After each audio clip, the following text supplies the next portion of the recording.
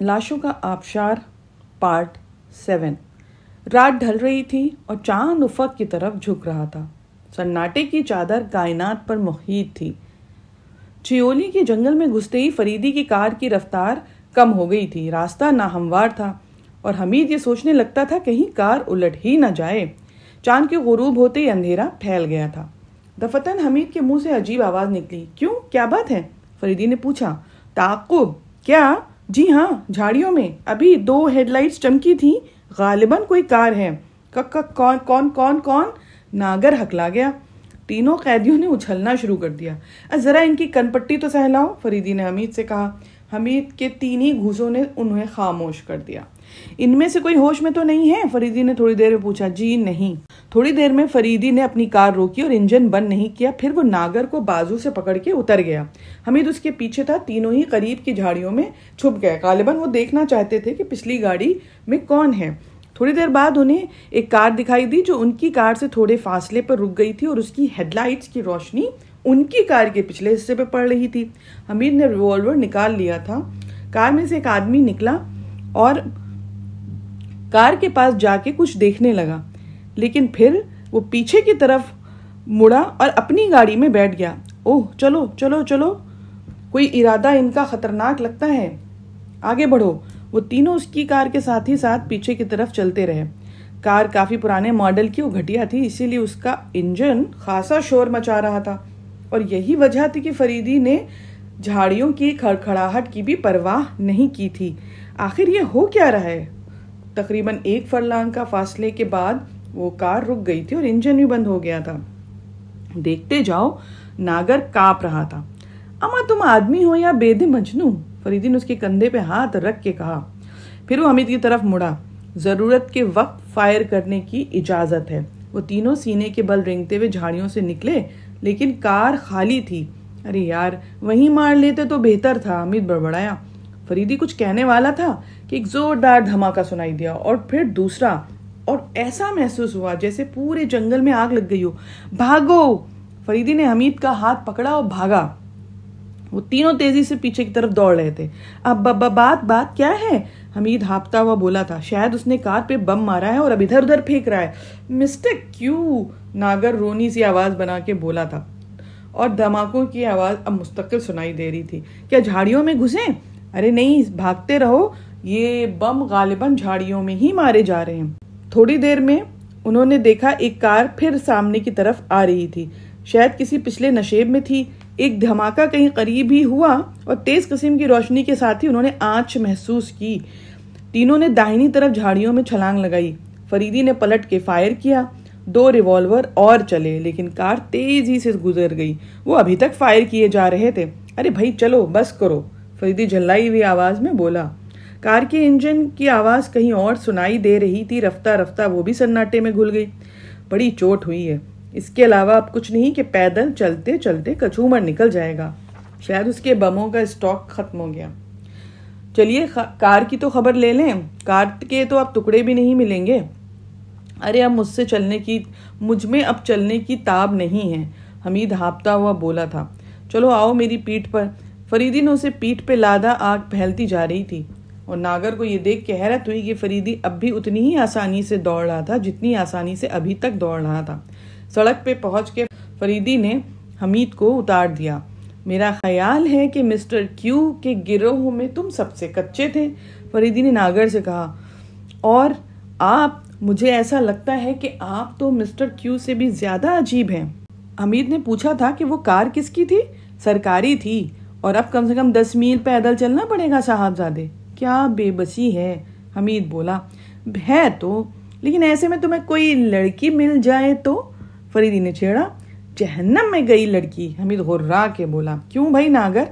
ارے بھائی، میں پھر کہوں گا کہ آپ تو مسٹر کیو سے بھی زیادہ عجیب ہیں۔ وہ تینوں مفت میں مارے گئے، حمید نے کہا۔ بھائی چلتے رہو، مجھے تو اب بھی یقین نہیں آتا کہ میں زندہ ہوں۔ اچھا ناگر، ایک ڈرامہ کرنا پڑے گا۔ میں تمہیں نہیں ماروں گا، پریشان نہیں ہو تمہیں، لیکن خودکشی کرنی پڑے گی۔ خودکشی؟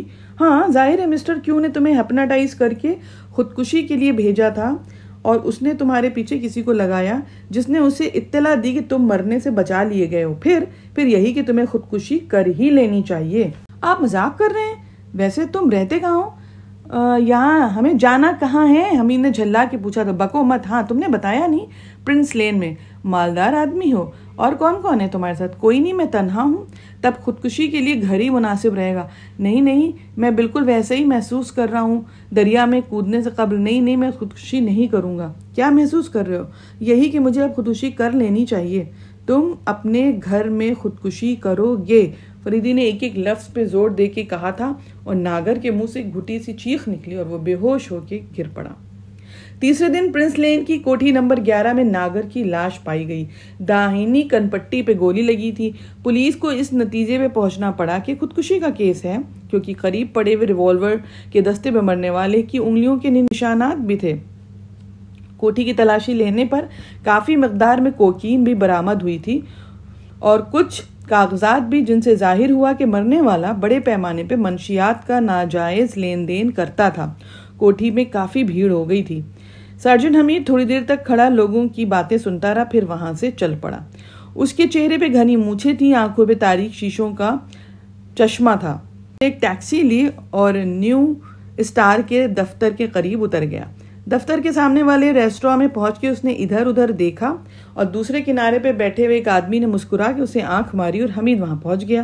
کیا رہا؟ اس آدمی نے پوچھا. تمہاری خودکشی خاصی کامیاب رہی ہے. ناگر ہنسنے لگا. اس کے چہرے پر بھی فریدی نے اپنی استادی دکھائی تھی. اتنا شاندار میک اپ تھا کہ خود ناگر ہی اسے اچنبے میں پڑ گیا تھا. کافی بھیڑ ہوگی؟ ارے کچھ مت پوچھو بھائی, تمہاری شادی پہ بھی اتنے آدمی نہ اکٹھے ہوتے. لیکن لاش کہاں سے مل گئی؟ ارے یہ کوئی بڑی بات نہیں ہے, سول اسپتال سے ہم نے حاصل کر لی تھی. اچھا یہ بتاؤ, یہ تمہارے مسٹر کیو کو, اب تو تمہارے مسٹر کیو کو اطمینان ہو گیا ہوگا اور ان کو مطمئن کرنے کے لیے ہی یہ سب کرنا پڑا, ورنہ وہ تو تمہیں شاید پاتال میں بھی نہ چھوڑتا. ہاں یہ تو ہے. ویسے آپ لوگوں کو مجھ سے کوئی ہمدردی تو نہیں ہوگی؟ مجھے تو اب بھی تم پر شبہ ہے, حمید نے کہا. کس بات پہ؟ یہی کہ تمہاری کھوپڑی میں بھینس کے بجائے بھس کے بجائے عقل تو نہیں بھری ہوئی ہے. ایک کام کرو گے؟ اچھا ٹھیک, یہ سامنے اخبار کا دفتر ہے نا, یہاں ایک مس رشیدہ ہیں, جانتے ہو؟ او ہو گڈ. حمید نے ایک ویٹر کو بلا کے اس سے پوچھا تھا. تو یہ لفافہ انہیں دے آؤ, کیا سمجھے؟ حمید نے کہا اور آنکھ مار دی. اور لو اپنا انعام. اس نے 1 روپیہ اس کے ہاتھ پہ رکھا. 1 روپیہ. کیوں استاد؟ ناگر بھی اپنی آنکھ دبا کے مسکرایا. ناگر, فرمائیے, تم نے کبھی عشق کیا ہے؟ کس سے؟ کسی سے بھی. ہاں, مجھے زندگی کے ہر حصے میں دولت سے عشق رہا ہے. دھت, تم فلسفی معلوم ہوتے ہو. خیر, تمہیں کنول پسند نہیں آئی تھی کیا؟ دولت کسی ایک کنول کی پابند نہیں ہوتی, مگر دوسری لڑکی, میں اسے کبھی نہیں بھلا سکتا. اوہو, برسبیل تذکرہ یہ بتاؤ کہ مجھے پہچان کر بے خوب بنایا گیا تھا. قطعی کنول تمہیں پہچانتی تھی, اور اس نے یہ بھی بتایا تھا کہ کیڈلک مسٹر فریدی کی ہے. اور حمید صاحب, میرا خیال ہے کہ کنول اس گروہ کے بہترین دماغوں میں سے ہے. اس حبشی کی تو اس سے روح فنا رہتی ہے, بٹ ہے زوردار. دنیا کی مکار ترین لڑکی کہہ لو, ناگر بولا تھا. اب ہمیں کیا کرنا ہے؟ ہدایات کم منتظر رہنا ہے. مسٹر فریدی کہاں ہوں گے؟ ارے خدا جانے, تمہارے مسٹر کیو کو بھی اس بار دانتوں تلے پسینہ آئے گا. میں بھی کچھ ایسا ہی محسوس کر رہا ہوں. اچانک حمید نے اسے خاموش رہنے کا اشارہ کیا تھا. اس کی نظر دروازے کی طرف اٹھی تھی جہاں کرائم رپورٹر انور اور محکمہ سراغ رسانی کا بوڑھا انسپکٹر آصف تھے. انور ایک جوان سال, خوبصورت, ذہین مگر بے پرواہ سا آدمی تھا. بظاہر تو ایک معمولی کرائم کا رپورٹر تھا, لیکن شہر میں ہونے والے جرائم سے اس کا تھوڑا بہت تعلق ہوتا تھا. لیکن اتنا ہوشیار تھا کہ قانون کی گرفت میں آنے سے قبل ہی کوئی نیا فتنہ کھڑا کر کے الگ ہو جاتا. محکمہ جرائم کے آفیسرز میں فریدی کے علاوہ وہ کسی سے بھی نہیں دبتا تھا. فخریہ کہتا تھا, میں فریدی کا شاگرد ہوں, اور رشیدہ اس کی دوست تھی. دونوں ایک ہی دفتر میں کام کرتے تھے اور ایک ہی فلیٹ میں رہتے تھے. رشیدہ کافی حسین تھی. چار ڈھال میں نسوانیت کے بجائے واضح قسم کی مردانگی تھی.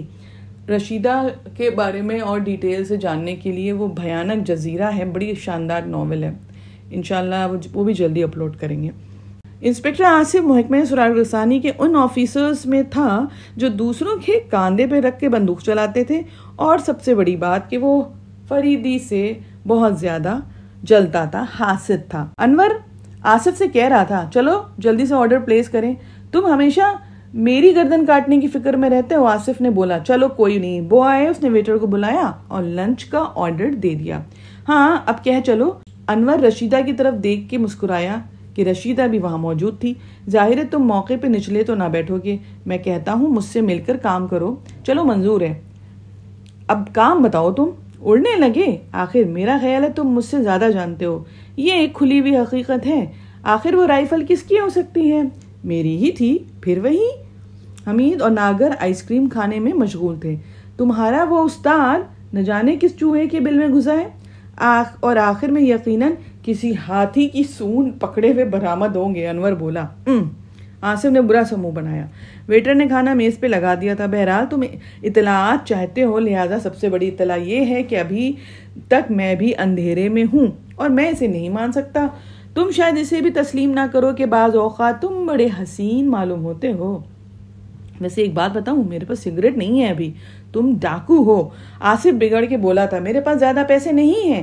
کیوں؟ کیا اب اس فیشنیبل بوڑھی عورت سے کچھ نہیں ملتا جس نے مارٹن روڈ پہ خوبہ خانہ کھول رکھا ہے؟ آصف نے تحیر آمیز نظروں سے انور کی طرف دیکھا, پھر کچھ بڑبڑاتے ہوئے جیب سے پرس بھی نکال لیا. انور نے ویٹر کو پھر آنکھ ماری اور اشارے سے بلا کے بولا, اسٹیٹ ایکسپریس کے 2 ٹن. 2 نہیں 1. آصف جھلا کر بولا تھا. اس عورت کے پاس ایک لڑکی بھی. آصف نے انور کو جملہ پورا نہ کرنے دیا اور ایک 10 کا نوٹ نکال کے ویٹر کے ہاتھ میں تھمایا. چلو بھاگو یہاں سے. رشیدہ دوسری طرف منہ پھیر کے مسکرا رہی تھی.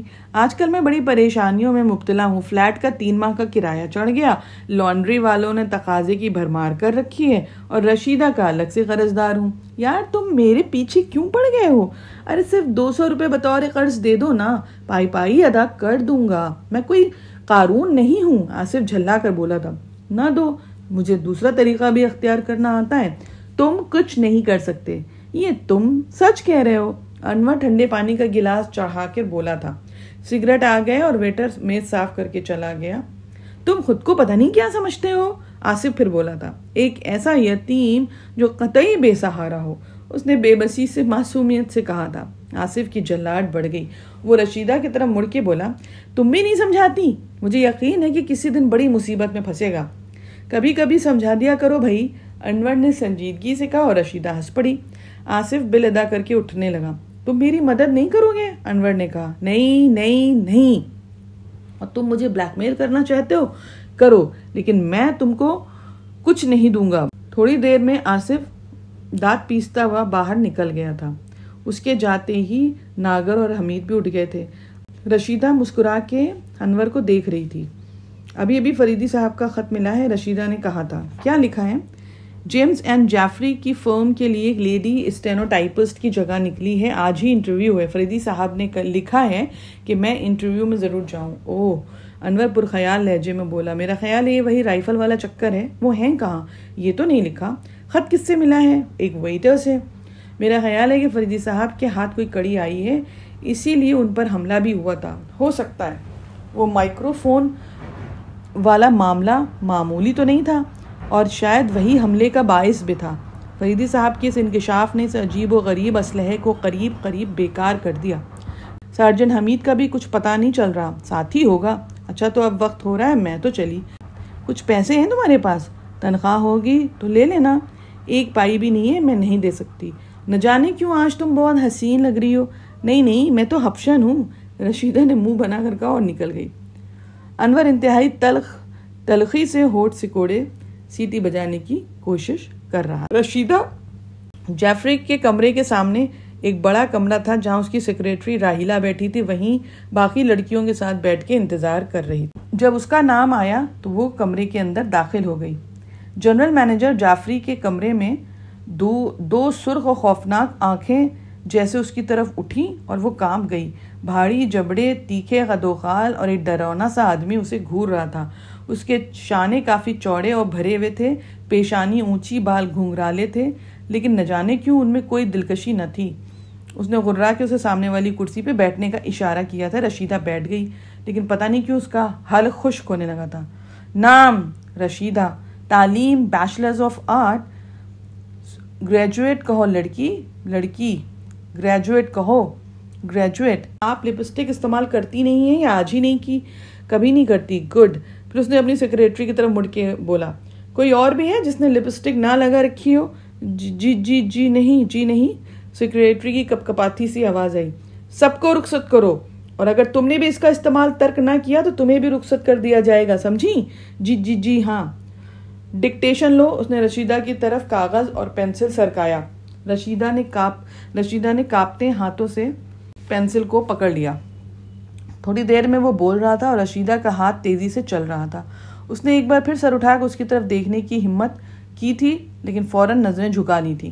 تھوڑی دیر بعد وہ بولا, جاؤ اور اسے ٹائپ کر کے لاؤ. رشیدہ کمرے سے نکل آئی. بڑے کمرے میں سیکریٹری کے علاوہ کوئی نہیں تھا. رشیدہ چپ چاپ بیٹھ کے ٹائپ کر رہی تھی. سوچنے لگی کہ فریدی نے کہاں پھنسا دیا ہے. تھوڑی دیر بعد گھنٹی بجی اور سیکریٹری اچھل کر سیدھی ہو گئی. اس نے جلدی آنکھیں خشک کی, لباس درست کیا اور اندر چلی گئی. رشیدہ ٹائپ کرنے کے بعد انتظار کرتی رہی. سیکریٹری اندر تھی. اس نے گھڑی کی طرف دیکھا, سوچ رہی تھی کہ کہیں وہ یہ نہ سمجھے کہ وہ اتنی دیر تک ٹٹول کر ٹائپ کرتی رہی ہے, لیکن اس کی ہمت نہیں تھی کہ وہ کمرے میں داخل ہو جاتی. جیسے ہی سیکریٹری نکلی وہ کھڑی ہوئی. ہو گیا؟ رشیدہ اس نے آہستہ سے پوچھا تھا. سیکریٹری نے دروازے کی طرف اشارہ کیا اور واپس اپنی میز پہ بیٹھ گئی. رشیدہ اندر آ گئی. Sit down. رشیدہ نے بیٹھ کے شیٹ اس کی طرف بڑھائی. پہلے کہیں کام کیا تھا تم نے؟ نیو اسٹار کے دفتر میں. وہاں سے کیوں چھوڑا؟ زائد اسٹاف میں تھی. کتنی تنخواہ تھی؟ 250. لیکن یہاں تو صرف تمہیں 200 ملیں گے. مجھے منظور ہے. گڈ. اس نے گھنٹی کی طرف ہاتھ بڑھاتے ہوئے کہا تھا. ایک بات, تم اپنے کام سے کام رکھو گی. جن سے تمہارا کوئی تعلق نہ ہو ان کو اپنی دلچسپیوں کی لسٹ میں نہیں لاؤ گی. میں آپ کا مطلب نہیں سمجھی. کچھ نہیں, بس. تھوڑی دیر بعد میں سیکریٹری اندر آ گئی. انہیں کام بتاؤ. سیکریٹری رشیدہ کو لے کے بڑے کمرے میں آئی. اس کی آنکھیں سوجی ہوئی تھی اور ناک کے نتنے سرخ تھے.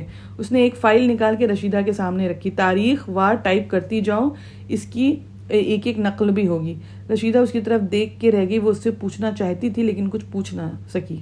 تھوڑی دیر کے بعد جعفری اپنے کمرے سے نکلا اور اس کی طرف دھیان دیے بغیر باہر چلا گیا. رشیدہ ٹائپ کرتی رہی. اس نے محسوس کیا کہ راحیلہ وہاں آ گئی تھی. کیا تمہیں کہیں اور ملازمت نہ ملتی؟ ملازمت کہاں ملتی ہے آج کل. 2-3 ہفتوں میں تمہارے گالوں کی ہڈیاں ابھر آئیں گی. کیوں؟ تم نے کچھ محسوس نہیں کیا؟ یہ آدمی ہے درندہ, وحشی. لیکن میں تو سوچ رہی تھی کہ آخر وہ رشیدہ کی بات کاٹ کے بولی تھی. میں مجبور ہوں. میری گندھی بیوہ ماں ہے, 6 بہن بھائی ہیں, وہ سب چھوٹے ہیں. میں کیا کروں گی؟ اگر میں یہاں جاب چھوڑ دوں تو مجھے یہاں 300 روپے ملتے ہیں. یہ ہمیشہ ایسے ہی رہتے ہیں؟ ہمیشہ. تم ہر وقت یہی محسوس کرو گی. تم یہاں کب سے ہو؟ 1.5 سال سے ہوں. اس فرم کی خاص تجارت کیا ہے؟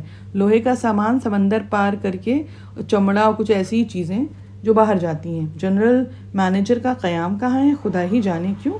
وہ ایک قطعی غیر سوشل آدمی ہے. بیوی بچے ہیں؟ بیوی بچے؟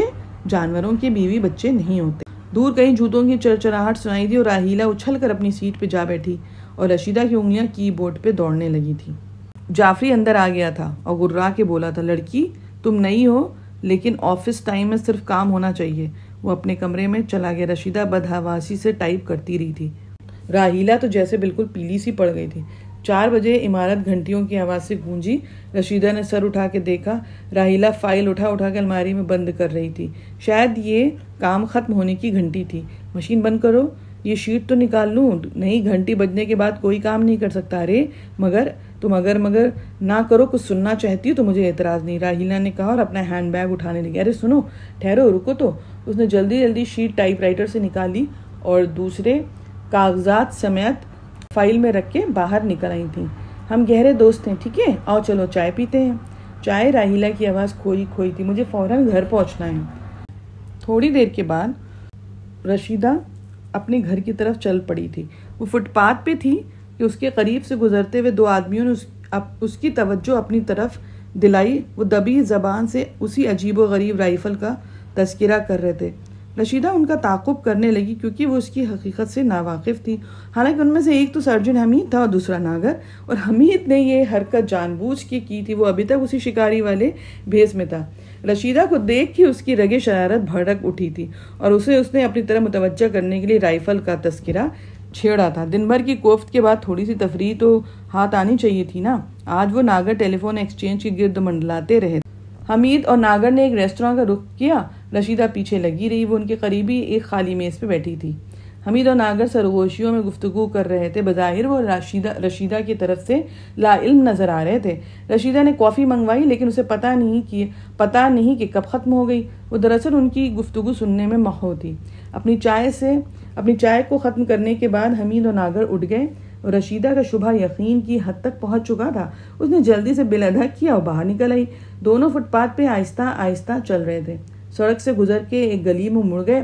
رشیدہ کافی فاصلے پر ان کا تعاقب کر رہی تھی۔ نہ جانے کتنی پیچ در پیچ گلیوں سے اسے نکلنا پڑا تھا۔ وہ دونوں کہیں پر رکنے کا نام ہی نہ لیتے تھے۔ ایک تاریک گلی میں مڑ گئے اور رشیدہ جیسے اس گلی میں داخل ہوئی، اس نے محسوس کیا کہ دونوں کے قدموں کی آوازیں آنی بند ہو گئی تھیں اور دفتن کوئی ٹھنڈی سی چیز اس کی کنپٹی پہ لگی۔ خبردار! آواز نکلی اور کھوپڑی صاف، چپ چاپ آگے بڑھو۔ اور اب وہ دھیمے دھیمے قدم اٹھا رہی تھی۔ دائیں مڑو، چلتی رہو، چپ چپ۔ تالے میں کنجی گھمانے کی آواز آئی اور ایک دروازہ چرچراہٹ کے ساتھ کھل گیا۔ اندر چلو۔ حمید حتی الامکان اپنی آواز بدلنے کی کوشش کر رہا تھا۔ جانتا تھا کہ رشیدہ بے حد ذہین ہے، اگر پہچانا گیا تو تفریق خاک میں مل جائے گی۔ آگے بڑھیے محترمہ، سارجن حمید نے نہایت ادب سے کہا۔ اس کا کیا مطلب ہے؟ اندر لغت موجود ہے، مجھے مطلب زبانی یاد نہیں رہتا۔ جانے دو، نہ شور مچا دوں گی۔ اونچی سے اونچی عورت سے بھی میں یہی توقع رکھتا ہوں۔ چلیے چلیے۔ رشیدہ بے بسی سے چلتی جا رہی تھی۔ تشریف رکھیے۔ حمید نے ایک کرسی کی طرف اشارہ کیا۔ رشیدہ بیٹھ گئی۔ مجھے یاد نہیں آ رہا کہ میں آپ کو یہاں کیوں لایا ہوں، حمید نے ذہن پہ زور دینے کی ایکٹنگ کرتے ہوئے کہا۔ یہ کیا بےہودگی ہے؟ رشیدہ کھڑی ہو گئی۔ جاؤ چھرا تلاش کرو، حمید نے ناگر سے کہا۔ بیٹھیے بیٹھیے۔ ارے مجھے جو لڑکی پسند آتی ہے اسے میں پہلی فرصت میں ذبح کر ڈالتا ہوں۔ رشیدہ خشک ہونٹوں پہ زبان پھیرنے لگی۔ اس لیے ذبح کر ڈالتا ہوں کہ وہ کسی اور کو پسند نہ آ جائے۔ بکو مت، جانے دو مجھے، رشیدہ جی کڑا کر کے بولی تھی۔ افسوس، میں سمجھا تھا تم پہلی نظر میں مجھ پر عاشق ہو گئی ہو۔ رشیدہ کی آنکھیں حیرت سے پھیل گئیں، سوچ رہی تھی کہیں کسی پاگل کے ہتھے تو نہیں چڑھی۔ اتنے میں ناگر چھرا لے کے آ گیا تھا۔ ارے اس سے تو ایک موم کی عورت بھی ذبح نہیں ہوگی، جاؤ اسے تیز کرو۔ ناگر چھرا لے کے چلا گیا تھا۔ جب سے تمہیں میں نے دیکھا ہے، دل کبھی نیچے کبھی اوپر، تمہارا خون کتنا لذیذ ہوگا، تمہاری بوٹیاں، ہائے بغیر ریشے کی بوٹیاں، ہولے ہولے احتیاط سے چباؤں گا، بوٹیاں دانتوں کے نیچے پھسلیں گی۔ وہ اچھل اچھل کے زور زور سے سینہ پیٹنے لگا تھا۔ رشیدہ کانپ رہی تھی، اس کے آنکھوں کے سامنے جیسے اندھیرا چھانے لگا تھا۔ سنتی رہو، حمید نے ہانک لگائی۔ رشیدہ سر پکڑ کے بیٹھ گئی۔ سمجھ نہیں آ رہا تھا کروں کیا، لگتا ہے کسی پاگل کے ہتھے چڑھ گئی ہوں۔ ڈرو نہیں، ڈر کا تم سارا مزہ کرکرا کر دو گی۔ مجھے جانے دو، رشیدہ گھٹی گھٹی آواز میں چیخی۔ اس مکان کی دیواریں خاص طور سے بنائی گئی ہیں، تمہاری آواز باہر نہ جائے گی۔ ارے خدا کے لیے مجھے جانے دو۔ تم نہیں چاہتی کہ میں تمہیں کھاؤں؟ نہیں۔ اگر میں تمہیں چھوڑ دوں تو مجھے یاد رکھو گی؟ ہاں۔ تمہارا نام کیا ہے؟ رشیدہ۔ تب تو میں تمہیں ہرگز نہیں چھوڑوں گا۔ کیوں؟ رشیدہ جو نام ہے نا تمہارا، ہر وہ نام مجھے بہت پیارا لگتا ہے جس میں شین شامل ہو۔ رشیدہ، ہائے۔ تھوڑی دیر میں اس نے ہانک لگائی۔ ابے تیز ہو گیا چھرا، تیز کر رہا ہوں، جلدی کرو۔ نہیں۔ ارے واہ، یہ بھی کوئی بات ہوئی؟ سب سے پہلے تمہارے ہونٹ کاٹوں گا، پھر گالوں کا گوشت اتاروں گا۔ ارے بچاؤ بچاؤ، پاگل سے بچاؤ، رشیدہ زور سے چیخی اور حمید ہنسنے لگا۔ چپ رہو، چپ رہو، میرا باپ آ رہا ہے، بچاؤ، رشیدہ چیخی۔ عجیب احمق لڑکی ہو، خدا غارت کرے، تمہارے سارا مزہ کرکرا کر دیا۔ قدموں کی آواز نزدیک آ رہی تھی اور رشیدہ کو انسپکٹر فریدی دکھائی دیا۔ وہ چیخ کر تقریباً اس کے اوپر ہی جا گری تھی۔ بچائیے مجھے، بچائیے اس پاگل سے۔ پاگل؟ جی ہاں، سب پاگل ہیں، مجھے ذبح کرنا چاہتا ہے۔ اچھا سمجھے، ٹھہرو، کہاں چلے؟ فریدی نے حمید کو للکارا۔ حمید رک گیا۔ یہ کیا حرکت تھی؟ فریدی نے اسے گھورا۔ رشیدہ سیدھی کھڑی ہو گئی، وہ کبھی حمید کو دیکھتی ہو کبھی فریدی کو۔ حمید، میں تم سے سچ مچ تنگ آ گیا ہوں۔ حمید، رشیدہ نے دہرایا اور اب وہ آہستہ آہستہ حمید کی طرف بڑھی اور پھر اچھل کے اس کے بال مٹھی میں جکڑ لیے۔ دوسرے ہی لمحے میں وہ اسے ایک صوفے پر گرا کے اس پہ چڑھی بیٹھی گھونسوں اور تھپڑوں کی بارش کر رہی تھی۔ فریدی تو بے تحاشا ہنس رہا تھا اور حمید ہنس تو وہ بھی رہا تھا، لیکن رشیدہ کی چٹکیوں بگوٹوں کی وجہ سے اس کی کراہیں بھی آہوں میں شامل تھیں، ہنسی میں شامل تھیں۔ بدقت تمام فریدی نے انہیں الگ کیا۔ اس دوران ناگر بھی آ گیا تھا، اس کے ہاتھ میں ابھی تک چھرا تھا۔ ابھی تک تیرا دل نہیں بھرا؟ रशीदा उसे भी देख के चीखी थी और मेरा भी दिल नहीं भरा। वो फरीदी की तरफ देख के बोली, अनवर वाकई बड़ा खुशकिस्मत है और मेरी तो थकन भी नहीं उतरी। हमीद बोला था। बेहया बेशरम, रशीदा भिन्ना कर बोली थी। अरे किसी औरत के हाथ से पिटने में कितनी लज्जत पाई जाती है। अच्छा तो ठहरो। रशीदा फिर बढ़ी, लेकिन फरीदी ने उसका हाथ पकड़ के हमीद से कहा, अब मैं तुम्हें पीटूंगा, खुदा की कसम बड़ी कोफ्त होगी मुझे। हमीद ढिठाई से बोला और वो हंसता हुआ बाहर चला गया। तुम कैसे फंस गई इसके चक्कर में? रशीदा ने सारे वाकयात बताए। आजिज आ गया हूँ मैं इस गधे से, फरीदी बोला। खैर मैं भी किसी मौके पे वो मज़ा चखाऊंगी कि याद रखेगा। अरे भाई अभी नहीं, अभी बहुत काम करना है। मैंने जेम्स एंड जाफरी की मुलाजमत कर ली है। बहुत खूब। और उसका सुनो, एतमाद हासिल करने की कोशिश करना, इधर उधर नज़र रखना। ठीक है, मैं देखूंगी, लेकिन वो बड़ा खौफनाक और परले दर्जे का वहशी है। जानता हूँ तुम्हें मेरी तरफ से हिदायत मिलती रहेंगी, परेशान नहीं होना। जब जरूरत समझूंगा अनवर को भी शामिल कर लूंगा। तुम बिल्कुल परेशान नहीं होना, तुम वहाँ अकेली नहीं होगी, फरीदी बोला। फिर उसने हमीद को बुलाया। हमीद दांतों में पाइप दबाए इस शान से दाखिल हुआ जैसे थोड़ी देर पहले बहुत बड़ा मार का सर अंजाम दिया हो। रशीदा को फिर हंसी अब आ गई थी। रशीदा को गली के मोड़ तक छोड़ के आओ, मैं खुद चली जाऊंगी। रशीदा आगे बढ़ी। ऐसा भी क्या है? हमीद उसके पीछे चल पड़ा।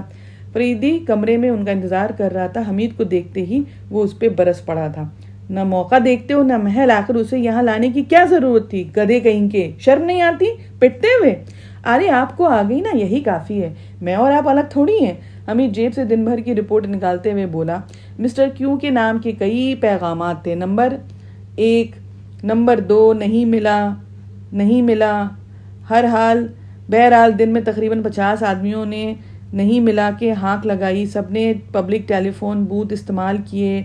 सब ठीक है, सब देख लिया जाएगा, इंतज़ाम हो गया। आज रात को बंगला खाली है, कोई नया मैनेजर नहीं रखा गया। आखिरी पैगाम ये शायद डॉक्टर नारंग के मुतालिक है।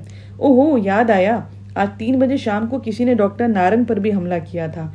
किस तरह? बस बीच बाजार में, मेन रोड के ऊपर। फरीदी की पेशानी पे शिकने थी। रमेश, जीवन और अख्तर जेम्स एंड जाफरी के दफ्तर की निगरानी कर रहे हैं और तुम्हें वहां लगाया गया है क्योंकि ये मिस्टर क्यू भी हो सकता है। जाफरी है तो खौफनाक। रशीदा वहां क्या करेगी? देखते जाओ, फरीदी ने कहा था। ये दास्तान यहाँ पे रोकते हुए आपसे गुजारिश करते हैं कि अगर ऑलरेडी सब्सक्राइबर हैं, नोटिफिकेशन की बेल भी ऑन कर दें ताकि आपको जब भी वीडियो अपलोड हो तो पता चल जाए। शेयर ज़रूर करें। कमेंट सेक्शन में कमेंट करके टाइप करके बताएं कि आपको ये नॉवेल कैसा लग रहा है। शुक्रिया।